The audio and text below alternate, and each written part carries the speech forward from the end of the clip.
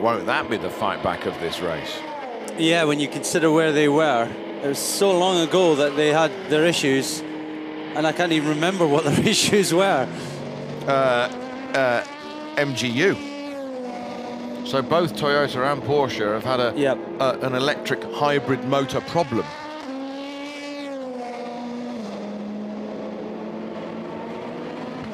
As we come up to 7 o'clock here, local time, we've got 8 hours remaining. It is the #1 Porsche leading this race by 11 laps from the LMP2 Jackie Chan racing car from the Rebellion. In GTE Pro, it is, again, the number 95 Aston Martin. Marco Sorensen at the wheel of that for the time being, together with Richie Stanaway and Nicky Thiem. And in GTE AM, we have got Rob Smith leading with the JMW Ferrari 488 GTE.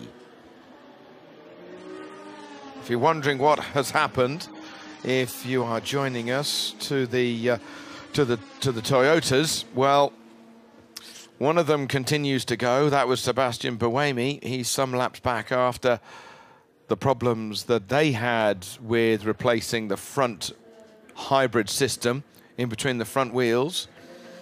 That lost an enormous amount of laps. It's currently 16th overall, 3rd in class for the championship, but 16th overall. And we've had 2 retirements of the other 2 Toyotas. The number 7 had a clutch problem, and the number 9 had a puncture. And Lapierre drove so quickly back to the pits that the tyre flailed and destroyed a lot of the hydraulics around that area. It is that fine line of driving back to the pits so quickly or slowly with a damaged tyre, with the treads flapping and flailing away, and then you do even more damage. But as a racing driver, you feel so slow, surely, Peter. You feel as if you could, in inverted commas, get out and walk, and yet the damage is being done. It's very difficult to find that medium where you're getting back quick enough, not losing too much time, and getting back quicker and destroying your car in the process. It is a difficult one, and we know how this race is run as far as the various cars having problems up front. The only one not to really experience too much problem is the one in the lead, but we've also heard that they've had their little issues. So they are currently nursing the car, not pushing it too hard. And the other problem with having a puncture and then having the tread flail away is you get angry. You've got to control your emotions not to go so quickly back to the pits. You do. It's a tough one to call, and you can understand why the driver might have pushed a bit too hard, but again, we don't know the full story. We were having a wee bit of kip at the time, weren't we? So, not together, of course. We were in our separate little caravans down here. Just clear that up.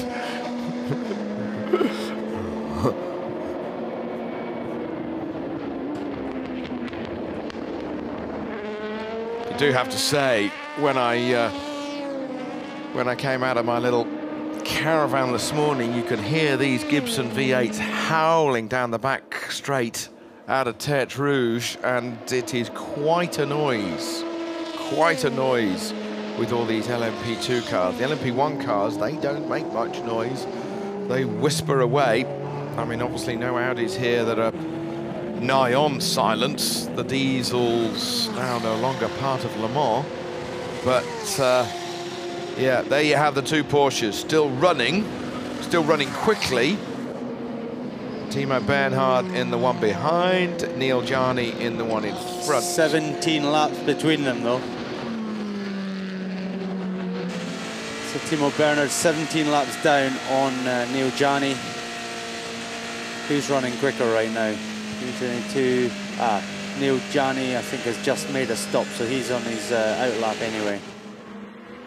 Or he might be on the first lap of his proper stint. That looks like Earl Bamber standing in the background there.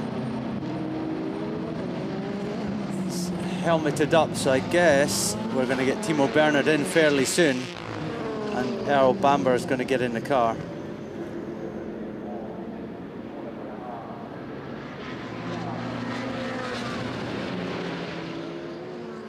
It's a good-looking car, that, isn't it? I mean, it is a nice looking what car. A sports racer should look like in the 21st century. When Audi came with last year's car, I was not a fan. I was not a fan. It just didn't look like the previous nice-looking Audis. And yeah, now we're left with a Porsche and a Toyota, both good-looking motor cars. Maybe the colour scheme of the Audi had an effect on your judgment as well, because I preferred the sort of white, the red, the grey, e-tron colour scheme that they had. I think the black and red was not for me. It may have been for many other people, including Audi. That's why they chose it, but it was just not for me. Ironically, we then had too many red, white and grey silver cars. I enjoyed the Toyota and the blue of the hybrid, that electric blue Toyota livery that they had. I enjoyed that. So we need someone with a kind of blue in their livery to come along. Peugeot, perhaps? They've got a bit of blue in there, haven't they? They like blue. What about them? They should come back to Le Mans. Well, the big boss of Peugeot Sport was at Silverstone, the opening round of the championship, so you never know what they may have tucked up their little French sleeve.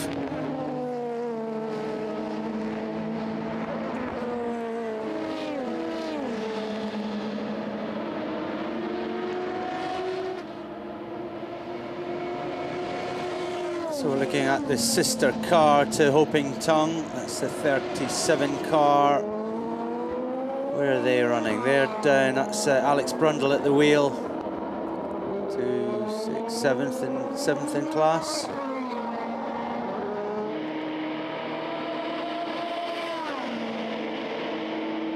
The Oreca and the Ligier, the United Autosports car. William Owen, Hugo de Sadlier and Felipe Albuquerque nose to tail as they come into towards the second chicane. It has looked all week like the Oreca had a bit of an advantage over the other brands coming into this race. We've currently got 3 Orecas in the top 3 positions, but then we've got the Alpine, another Oreca, and then a Ligier. Getting closer, jinking to the right-hand side, pushing the air out of the way, and he's got track position. Right, he steams past. Change of position there.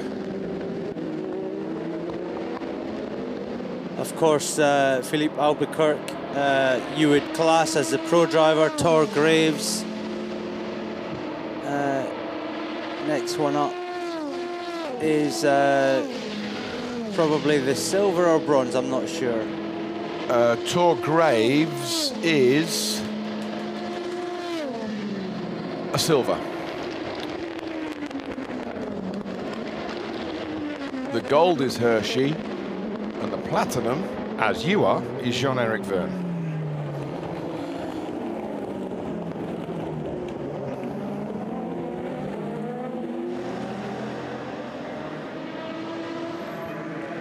Okay, Porsche, number 2, had the problems earlier, lost time in the pits, but now back running. That is the cleaning of the aero that's over the top of the mirror, so that the drivers can see. There's mirrors at the back of that light, of that side pod, wheel fairing area, and of course they had to set all of the mirrors to please all 3 drivers, different heights from their hip to obviously their eye line in the car. And sometimes, you know, they're going to have to dip their head, sometimes they're going to have to raise their head to look through the mirrors. They have, of course, got the television camera purveying the information of the picture from behind the car into the cockpit, but those mirrors being kept clean. So it seems that Timo Bernhard stayed on board. We did see Earl Bamber in the background with his helmet on. And I'm pretty, yeah, so I guess he was just there just in case. But Timo has stayed in the car.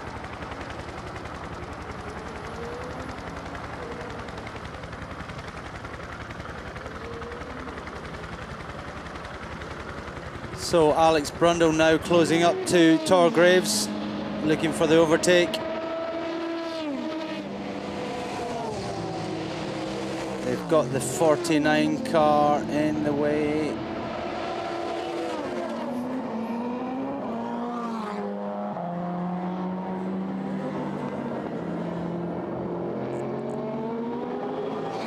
A little bit unkind not to let them both by at the same time.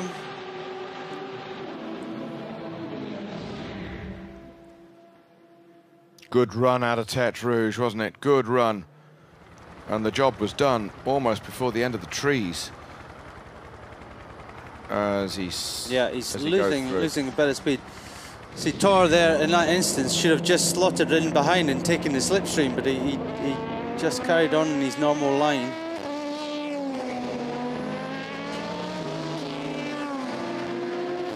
Good morning to Josh Meiber. So he says on Twitter, the number 8 Toyota of Sebastian Buemi and the number 2 Porsche of Timo Bernhard will be on the podium. Don't see the number 8 Toyota getting to the podium. He is nearly 20, I can't remember sums here, 20 odd laps behind, 18 laps behind. Can't see that happening, but yeah, there is a possibility, Josh, that the number 2 Porsche will make it up to the podium. So good morning to you guys watching in South Africa. If you got a question for Peter Dumbreck, then look him up on Twitter or use his Twitter name, rLovejoy. Oh, Lovejoy. Oh, Lovejoy. That requires another 24-hour race for Peter to explain why he has that Twitter handle. Not Peter Dumbreck, but it's certainly different, and it's exactly why we're talking about it. AH Lovejoy.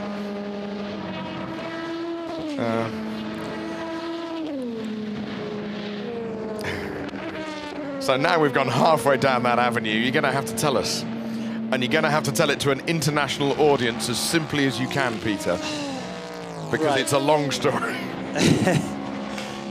There is a television program from the 80s and 90s in the UK called Lovejoy. He was an antiques dealer, and it was starring Ian McShane, who's a dude, fantastic actor. Yeah. In fact, any American viewers would know him from that show. Oh, he was the lead in the American show in the Wild West. Yes, big hat. Gold mining. Yeah. Anyway, when I set up my Twitter account, I think it was 2010, I was like, oh, I just don't want to be Peter Dumbreck. I want to be someone different. I want to, you know, it's too easy just to make my name Peter Dumbreck. So I thought, you know, something. And at the time, I was watching all the reruns of Lovejoy and Deadwood. Deadwood, yes. And so I just thought, yes, Lovejoy. So that's where it comes from. And he is the voice at the beginning of Grace Jones' Slave to the Rhythm, that deep, gravelly voice. So Ian McShane gets a little bit of royalty every time that's played on the radio. He's been in all sorts, hasn't he? He's a very good actor. Yeah. Right, anyway, back to motorsport. So rLovejoy, myself at Toby Moody, and we've got the Twitter running. Peter's got his phone in his hand, and he can see any questions from you guys wherever you are around the world. Meanwhile, it is Alex Brundle chasing Felipe Albuquerque. That is the battle for 5th and 6th position in LMP2. Nothing between them. Still leading LMP2 is Hopin Tung, 21 seconds ahead of Nelson Piquet Jr., who is a lap ahead of Bruno Senna. So I've got a question here from, a question from D. Bodenefo on Twitter, and he's just wondering whether that Porsche RSR will lose pace as the temperature goes up, because they've been very quick in the night, but it might not be so quick in the day. That's a good point. I'm just looking now because I kind of lost track of what Piquet was doing. And if you think, Magnussen pitted before him, and they were running together, and Collado was behind. So somehow Magnussen's vaulted back up. How many seconds is that? That's about 17 seconds or so in front of Piquet. Somehow he's managed to do that. Plus the Aston Martin of Serra's got up there as well. And okay, they're on different strategies, different stops. But I'm just interested to find out how Magnussen's managed to get himself up to 2nd place. Well, as the Twitter machine gets rolling, Duncan Vincent is down there in the pits, and he's rolling up and down the pits, working hard. Duncan? Yeah, I've got Andreas Seidel from Porsche, the team principal for Porsche here. You've made it through a very grueling night for some teams, and the sun's now up. How are things looking for Porsche? Well, so far so good. I mean, car 1, or both cars in the end, are running well. We took it a bit conservative with car 1, told the drivers to stay away from the curbs and so on, be careful in traffic. Car 2 is a different situation. We went full attack throughout the night because we want to get back ahead of the LMP2 field. We are back in the points now with this car, P10, and we stay flat out until 3 o'clock to hopefully get back on top with this car also. It looked like there was going to be a driver change here just now, but was that called off at the last minute on the other car? No, I think, no, we went all to plan so far. It depends on what we do with the tyres and so on, or with the safety car periods, or with the repairs we wanted to do. Andreas, thank you. The driver sequence went. Okay, thank you very much, Andreas. So it just confirms what we thought. The lead car, there's no need for them to push too hard. They may as well just make sure that car's going to make it. Keep off those curbs. Obviously, every time you hit a curb, there's a potential for something to break. The vibration affects the car. Chances are it'll be okay, but you might as well not take the risk when you're not in a big fight. Different situation for 2. They've got to push hard. They've got to keep pushing hard all the time. They've gone hard through the night. They're currently 2 seconds a lap faster than the leading car of Gianni, and that's all about trying to get the car back up ahead of the P2 car, P2 field, as we heard. A lot of tired mechanics out there, resting in between pit stops. Well, the guys on the WeatherTech Ferrari side of the garage down there at Scuderia Corsa. And that WeatherTech car at the moment, it's got Townsend Bell at the wheel. He's 4th in class. So Mike Channel, another question from him. Do we think the data card on the driver's side, would it still be there for Daytona? I don't think there'd be any, if they're going to have it here in Le Mans on this side, they'd have kept it on the same side. I think it's just what Corvette do. I think that's where it is. But most of the time, as I said, I see the mechanics coming in from the passenger side door. So on the BMW M6 that I drive, it's done from the passenger. On the Porsche that I drove last year, done from the passenger side. The right-hand side? Yes. But then the ring, the pits are on the right. Le Mans, yes. The pits are on the right. So that's what I'm saying earlier. The basic design of the car is swayed. Yeah, but they've had to run around the car. That's what I'm saying. Yeah. To get to it, which is a bit odd. Which is a bit odd. Why can't you fix the data port on the right-hand side? I mean, it works at Le Mans. It doesn't work at Daytona. Remember, that's left-hand pits. Left-hand, you know what I mean. So it was done for Daytona. Is that It was what done you're for thinking? Daytona then, yeah. Only, but Sebring's on the right. Daytona is on the left. Left drivers, yes. So there you go. It's an American car. It was done for Daytona. They're now in France. They've had to run around the car. It's no hassle. Right. They've got time. We've to be answered. fair. Yes, they have got time because when they refuel, you can't do anything else. There is a driver helper, and he was helping the driver because he opened the door and took a data card out. But yeah. Hello to Mike, by the way. Mike Channel. Spoke to him in Nürburgring. He's got a very good YouTube channel. Big fan of motorsports. Couple of million followers on YouTube. As you do. So yeah, have a look for some of his videos.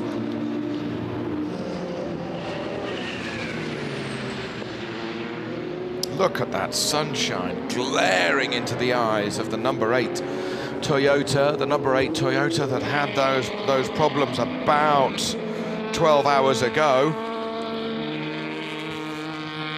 Replaced the front hybrid unit, and now back in the race and chasing. Now let's catch up with what Sébastien Buemi has got to say in the early morning laps here in France. There is only amateur on the track. Copy that, Sam, and I don't have a good news for you. There is more traffic in front. What did he say? The track is full of amateur drivers.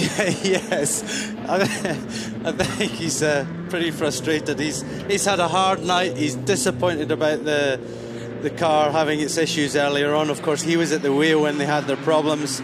It dropped them right down the order. They've had to fight back, and he wants to go and lap cleanly. He wants, he's actually the quickest car on track by a long way.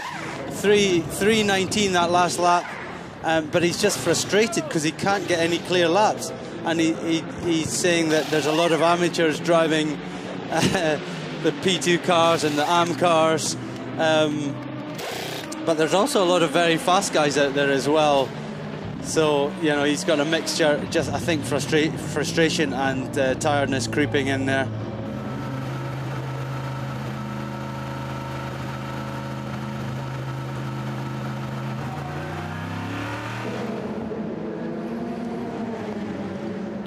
Now the number 95 Aston Martin, Richie Stanaway now at the wheel, has just left the pits.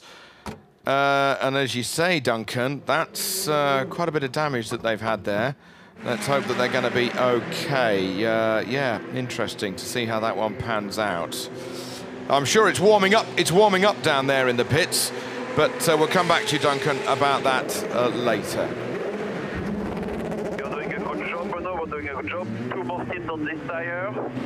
Yes, with you.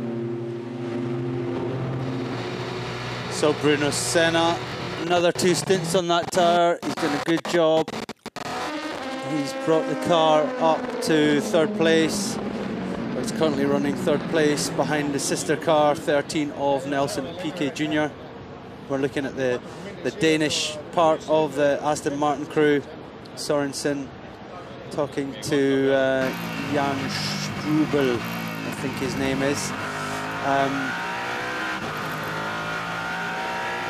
So back on board with a 95 now. Who's at the wheel of that one now? That is Richie Stanaway. New Zealand driver, very quick also. So they've come from the lead. They've dropped out the lead, I think, during the pit stops. But we do expect Magnussen in fairly soon from the lead position in GT Pro. Question from Mike De Pietro. Who was the youngest winner? That was Alex Wurz. First year he drove, which was 1996 here at Le Mans. Oldest winner at Le Mans, Luigi Cinetti, 1949. Luigi Cinetti in 49 drove a 166 Ferrari. Yes, a tight, beautiful, pretty little car. The 166 Ferrari.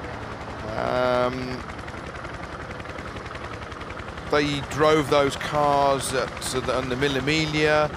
They drove them here at Le Mans. They drove them on the Targa Florio, the Barchetta. I think, the little boat, it translates as in Italian. Alex Wurz was just 22 years old. Luigi Ginetti, 47 years old, but a slightly different era. So I've got time yet? You've got plenty of time.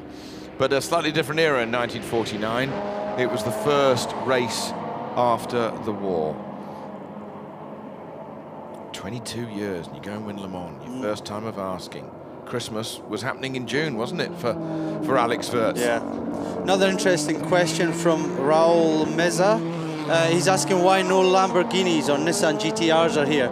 Well, simply they don't make a GTE version of their car. They make GT3 versions of their car.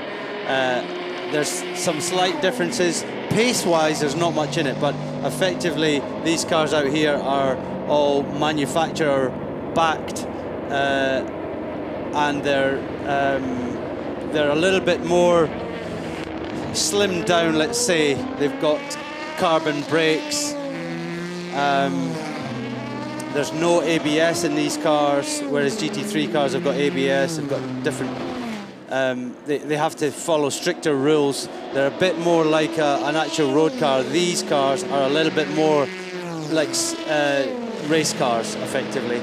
So that's why there's no Lamborghinis or GT3 Nissan GTRs here.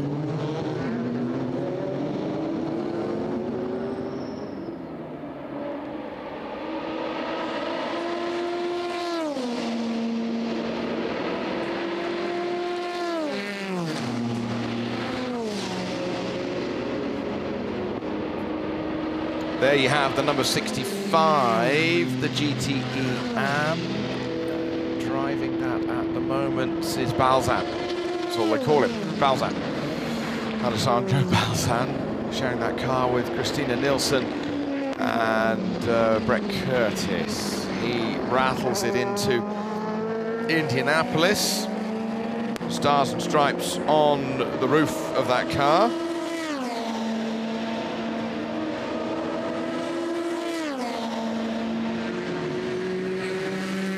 Will Porsche beat the record for the biggest lead at the end of the race? A question coming in from Luis Tellez. Well, we've got to have a Porsche win the race first. You know, at the moment, there's quite a few hours still to go. 7 hours and 32 minutes to go. So nothing is signed and sealed yet. Largest winning margin, 349 kilometers back in 1927.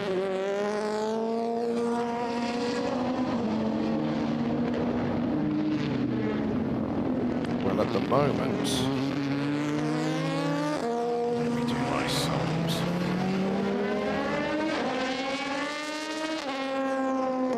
They have a 149 kilometer advantage. So is that a no then? Not at the moment. Not at the moment. Times were different in the 20s. A bit more attrition. Or was there? Joking apart.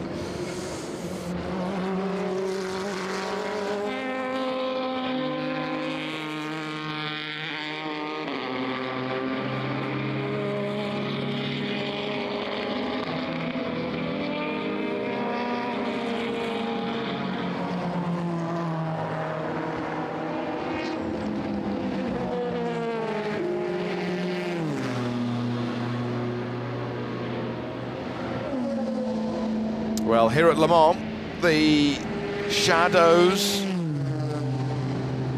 getting a little bit shorter, minute by minute, as we are coming up to 7:30 in the morning. 7 hours and 30 minutes remaining in this motor race. Keep in touch with us through Twitter with your questions wherever you are around the world, as these quick times continue to come in, including a quick time from Alex Brundle, who is 5th in the LMP2 class. The Twitter that we have up here in the commentary box at Toby Moody or R Lovejoy, AH Lovejoy. for Peter Dumbrek. Knows his way around here, and most of the circuits around the globe.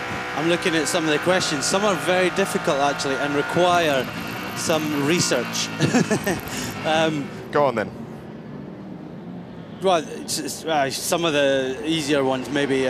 So Glenn Turl asking, how does someone who's maybe slightly older get their foot in the door in motorsport and make it to Le Mans?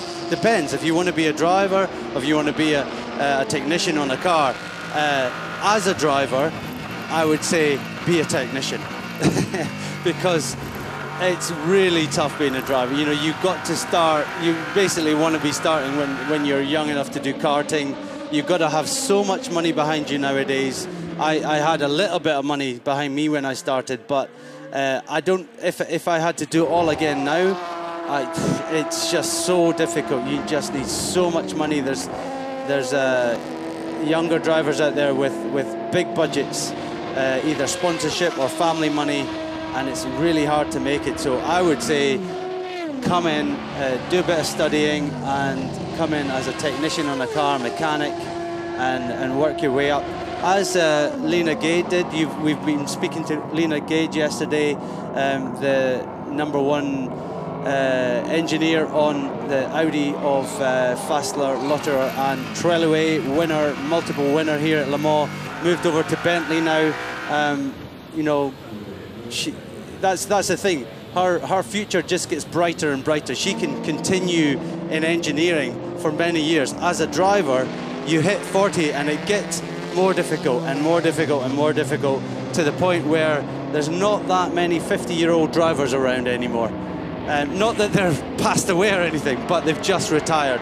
So, you know, it's a good career to have as an engineer on a car, because motor racing is only going to get bigger as the years go on.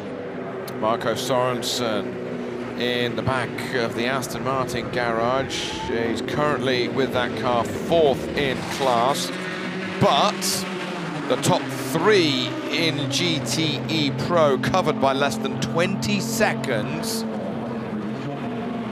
after nearly 3/4 of this race. And again, it's surprising me, because I keep thinking, wondering why is the 95 dropped to 4th place from what seemed to be a good lead? Maybe Duncan can find out what's going on. You know, did they have a longer stop than normal? Did they change the brakes? You know, what went on down there? Or it could be just that's the way the pit stops are going, and we're going to see Magnussen, Pili and Collado all pit soon, and Stanaway back into the lead. And I mean, if that is the case, it just shows you how close GT Pro really is.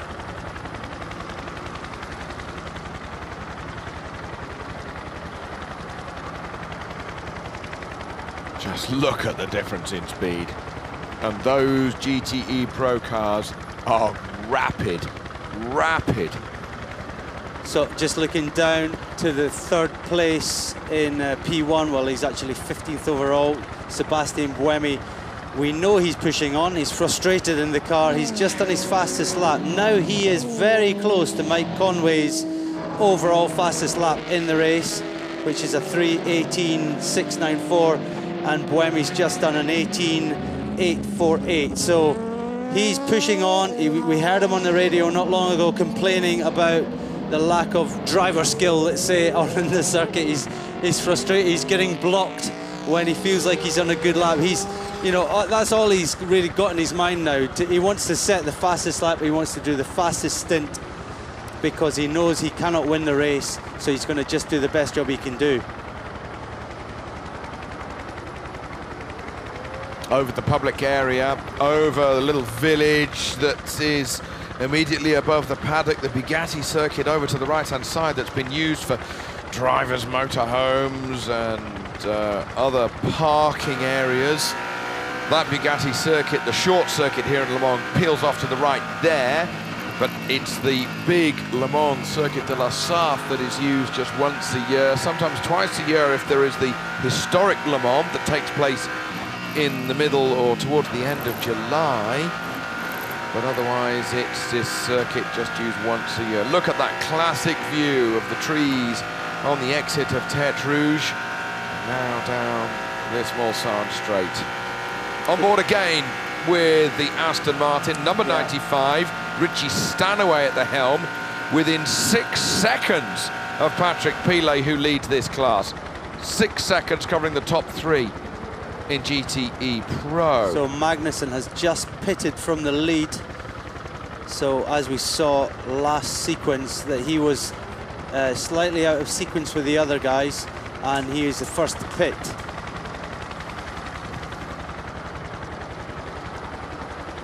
Pilet now takes the lead in the 91 Porsche. Collado, who we saw a great battle with, is only 3 seconds behind. They were fighting very hard. So now we get the view of the 91 Porsche. And we should see the Ferrari in the background. There it is, 3 cars back. On board with Pilet now. Of course, French driver. Home race for him. Going by the TF Sport Aston Martin, the AM car. Down into Mulsanne corner. There's a little bit of carb right over that curb on the exit. Giving everything. I think it's pretty clear now when we look at the front-running car, the Neo Gianni number 1 car. He's just taking it easy going around there, hoping Tung pushing a bit in leading in P2, but Pilet in the GT Pro is giving everything. I think all that, you know, we're going to see this battle rage for a long time yet, all the way to the end. All these cars are so close, and any few seconds lost can mean them falling off the podium.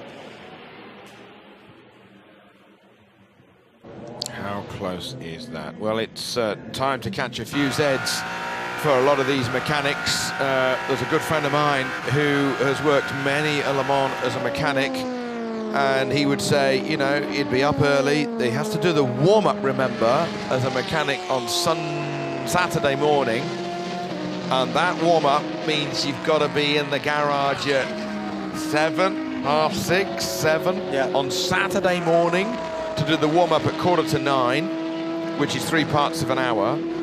Then you've got to prepare the car, you go to the grid, all the pomp and circumstance. Race starts at 3. He said, I would still be wide awake more than 24 hours after I got out of bed. So at 7:30, I deliberately took myself away into the corner of the truck or something or other and tried to get some Zs, tried to get some sleep. But sometimes your brain's turning over, you can't do it, you can't do it, you can't do it. And people catnapping as and when they can. Helped, of course, by the fact that they've got their headsets on, you know, the ear defenders to stop the noise getting into their heads. They can nod off a bit and get warm and cozy, but yeah, it's a brutal race for everybody involved, a 24-hour race, not just the drivers, but the mechanics. You know, and they're not lying down going to sleep, they're in a deck chair trying to sleep, so it's difficult for them. That is Alex Brundle in the pits, and that's a G drive in the gravel. Is this another Indianapolis? That is. Yep. The Mexican Gutierrez has gone in. Memo Rojas. Hopefully we'll get a replay. Here we go. We just get the end effect, but effectively what I think's happened there is same as, who did we see going there? James Allen. You know, you just pop out of that camber, understeer wide. Yeah, so he's not spun, he's just nosed the car straight into the wall. He hasn't damaged that front right wheel too much, because it might have looked at a bit of a funny angle. That looked like a higher speed impact than James Allen's. But essentially, as long as they can get that back, they should get a new nose on it and get back out.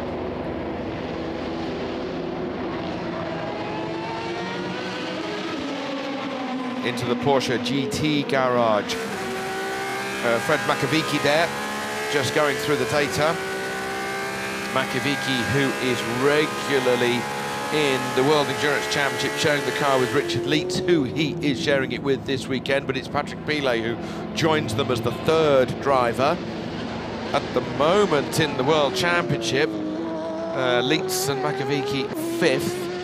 They are 13 points behind the championship's leaders, Andy Priaulx and Harry Tinknell in the Ford, but with double points available here at Le Mans, so 50 points available for the victory in class, then they have a chance of leapfrogging into the lead. If you win Le Mans, you don't have to do your championship chances so much good with those double points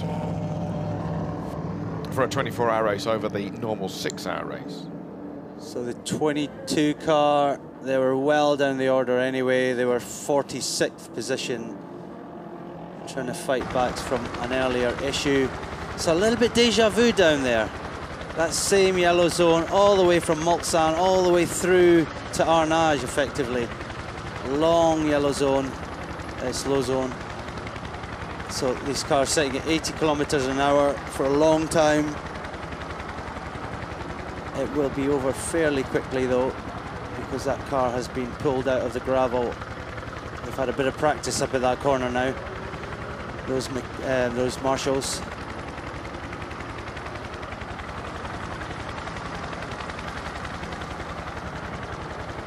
Thank you for your tweets.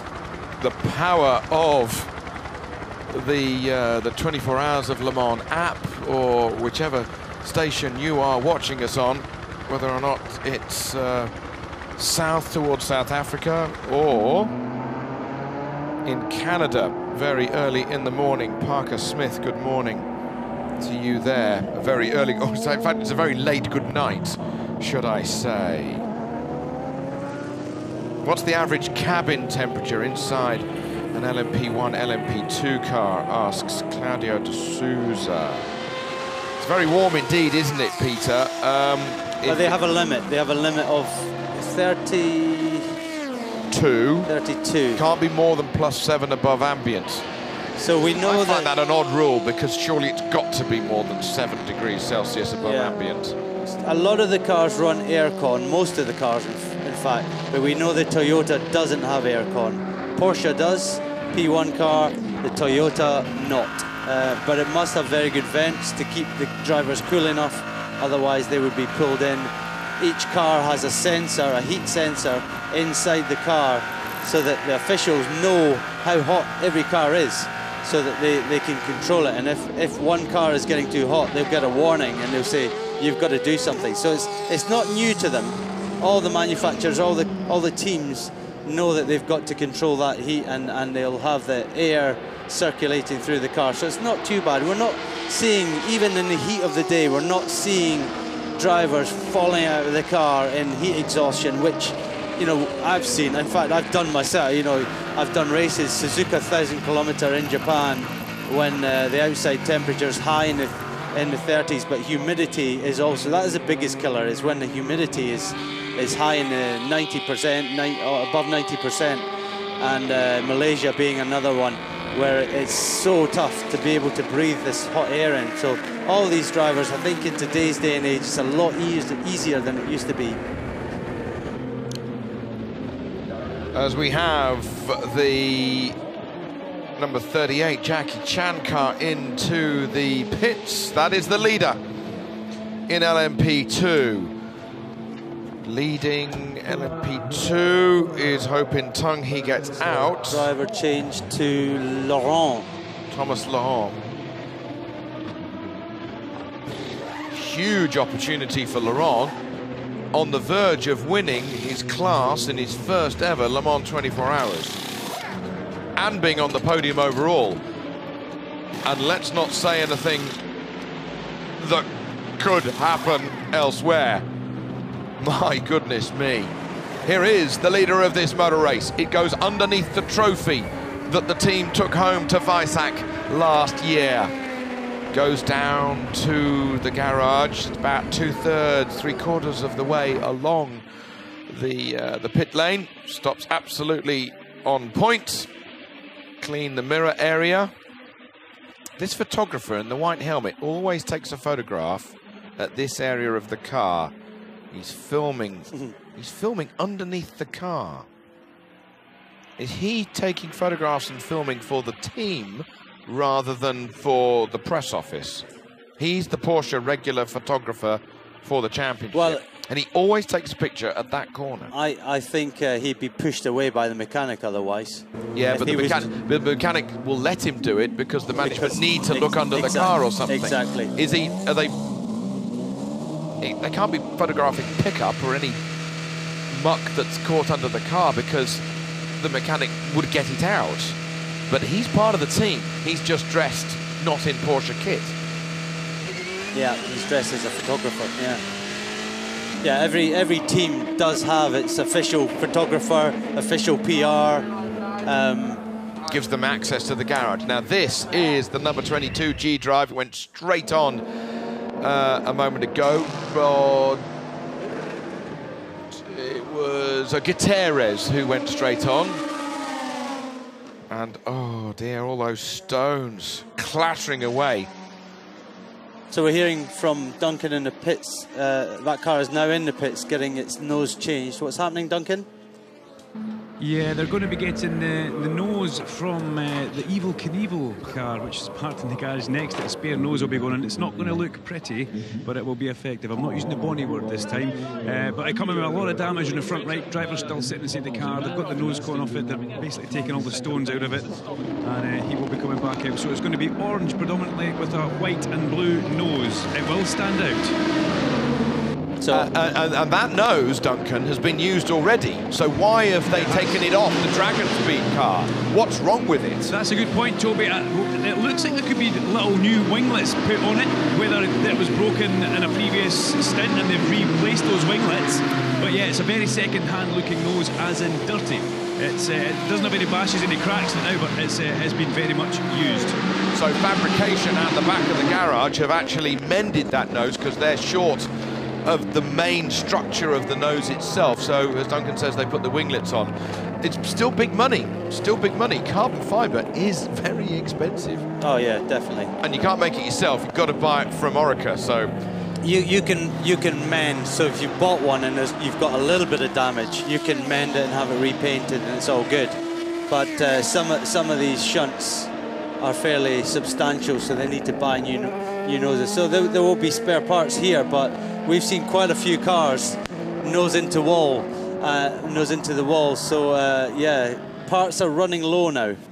And as we heard from the Risi Competizione crew with Pierre Caffer in the 82 Ferrari that got put into the barrier late last night, even if they got the car back to the pits, they reckon they didn't have enough spares anyway.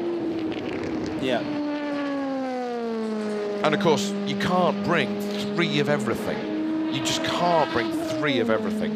Well, a works team, yeah, maybe. It's a big outlay, that's the thing. Yeah, and you may never use them. And then you've outlaid all that money, and they're not on sale or return, are they?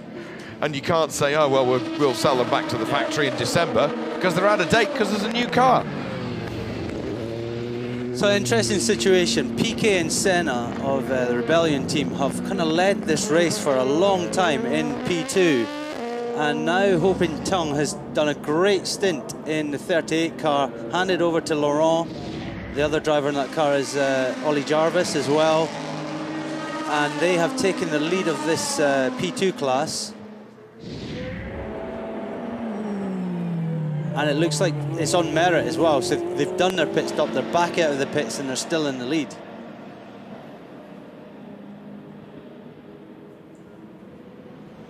"19 seconds in the lead, yeah. So, yeah, that team has come up. I guess, well, we know that the Rebellion team have had their little issues. Everybody's had a little issue. Senna's had a drive-through penalty for passing under yellow flag, was that? Yeah, that was last night. PK Juniors had little issues as well, so, you know, they're still very much in the fight. This could go any way. They just got to keep moving. So let's have a look down. we've had a slow zone, so lap times still aren't quite up to speed where they were. Yellow has been removed now in zone 16, so we should see the times come back to decent pace. The fastest man on the circuit at the moment is Sebastian Buemi. He's the one who's pushing, almost broke the fastest lap of the race a couple of laps ago. We know the two Porsches in front, especially the #1 car who's leading the race, is not pushing anywhere near as hard as it could. They're just trying to, they've got such a big gap now, 12 laps over the second place car, which is a P2 car. So there's no need for them to be giving it absolutely everything. So they're going more easy on the curbs, just in general taking more care with the car. Timo Bernhard, I would expect to have been going quicker, but they're not. He's down in 10th place gradually. Now 5 laps behind Laurent in the 38 P2 car. So they're the 5 laps he needs to close in the next 7 hours to overtake that car and move into second place and be on the podium overall in this race. The top 3 cars will be the podium in the race. They will, I'm sure, get separate points. So we heard from Porsche actually. Now he talked about the team boss of Porsche. He talked about how Timo Bernhard was now up into the top 10 and points were available. I'm not sure exactly why they wouldn't be available down a bit lower, even if they were. No. Points are given on class. So even if Timo Bernhard is second in class, he will therefore get 36 points. Right.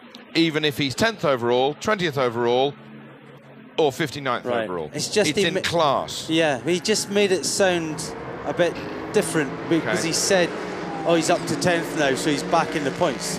So that's what I didn't really understand. No, it's a class thing. So the 51 Ferrari in the pits. Oh, damage on the front. Oh, yes. That's big damage. So that's Collado. So he's had an incident. He was running well. We know he had a great battle with Patrick Pilet in the Porsche, who's now in the lead. So he's had a coming together with something or someone. I think he's getting out of the car, and I think... No, he's not. Staying in the car. It's going to be quick. He's staying in the car. I don't know there's going to be quick because that's a splitter damage. That's not going to be but is the structure of the car okay? Underneath it, are the mounting points going to be okay? A little bit of bent aluminium there on the left-hand side as we look at it. But when you've got splitter damage like that, that's not quick. You've got to change that. That's going to take a while. It makes a massive difference to the car when you see the front of the Aston Martin there, the splitter sticking. So that is attached to the bottom of the car. If it's broken, you lose all front downforce. Okay. So they're going to have to change that on that Ferrari. So that's going to cost them quite a lot of time and put them right back. And the whole thing about the GTE Pro category is it's been so close. You cannot afford to go in the garage. You have to do fuel, pit stop, go. As soon as you go in the garage, you're going to be struggling to win the class. Yep. So we had a word from the Aston Martin pit a short while ago. Duncan went to visit them, and we're just asking about the 95 car. Apparently they're very happy with the way it's running. Richie Stanaway at the wheel now in second place. So he is, how far is he back from Pilet? Not too far. Is that only a couple of seconds? Two and a half seconds back from Pilet. So looking at the 95, we should say Pilet. Yeah, he's just up the road there. So he's in sight. Stanaway has got Pilet in sight. He's got a Ford in between, which is not for position. I can't get over this GTE Pro class, the fact that the leading 3 are covered by 21-22 seconds. Collado had a coming together with the TF Sport Aston Martin, the blue Aston Martin. Which is in the AM class, so yeah, strange one that they would have that coming together. It's not like they were racing for position. Yeah, but it's a melee moment, isn't it? It's a melee moment and a bit of a, oh, where are you going? I'm going this way. Arnage, bang, done. So all this has happened off camera. Where is the number 90 car at the moment? It's just on an outlap. Ewan Hankey so at the just wheel. Left the pit, so he's had to pit as well. So Collado pitted, Hankey pitted, but Hankey, obviously the damage isn't as big, and he's got back out of the pits. Collado's still in the pits. We saw the front of that Ferrari in a bit of trouble. Splitter damage, bumper damage. Looked like it might take a little while to get that turned around and back out again.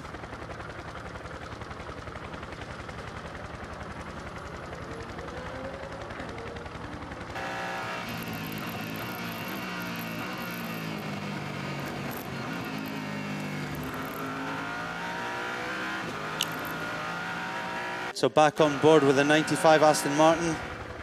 Closing up behind that Ford to lap it. Looks like he's not going to have a problem. He's going to get by straight away. He is closing down on Patrick Pilet in front of him in the Porsche. Oh, the Ford's come back. I think he's just given way in the end. That's into the second chicane down the Mulsanne straight.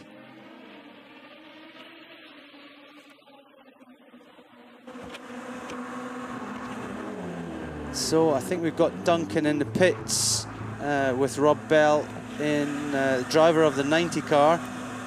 Let me see if I can get over to him. Hi, Peter. Yep. Okay. Rob Bell, I've worked with you in the past, and I can see you're pretty angry right now. Yeah, I am actually. I'm furious. You know, it's a 24-hour race. We're all out there doing our best. And the guy in the Ferrari, I'm not sure who it was, caught me up fair and square. He was in a pro car, I'm not. But just wait a minute, you know, he was too far back. It wasn't on. Just wait till the next straight when he got more power.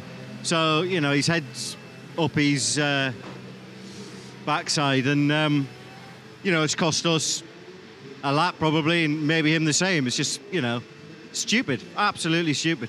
What's the damage situation on the number 90, your one?